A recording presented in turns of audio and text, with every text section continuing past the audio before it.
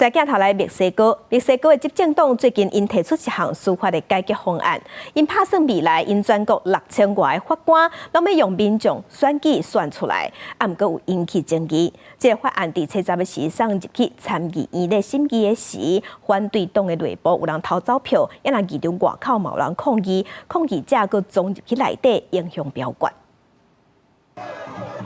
数百位民众拢伫国会主动投票，伫议场门口爆发激烈的挨杀。墨西哥参议院拜二想要通过一项针对司法机构改革的法案，预计未来法官会全部由民选产生，恐惊影响司法独立甲权力制衡。经过司法单位顾问甲法律系学生几礼拜抗议，国会坚决通过法案的行动，引起更较侪民众的怒火。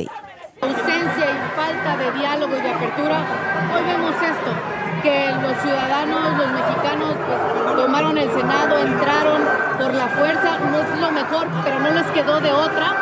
这项法案是由特别卸任的总统欧布拉多推动，会以公民普选的方式产生全国6500名法官。另外，最高法院大法官人数会为11人减少到9人，将所需要的工作经验为10年减少到5年。欧布拉多讲，安尼做是为了要打击司法系统腐败，也毋过反对派认为，左派执政党国家复兴运动会借宪法稳固权力，使总统会当一手拿大权，恐惊危及三权分立。Definitivamente estamos en contra porque no fortalece la carrera judicial, que es lo que debe buscar toda reforma constitucional, debe fortalecer el sistema de justicia y, por supuesto, un sistema de justicia fuerte garantiza democracia, paz y seguridad a toda esta nación.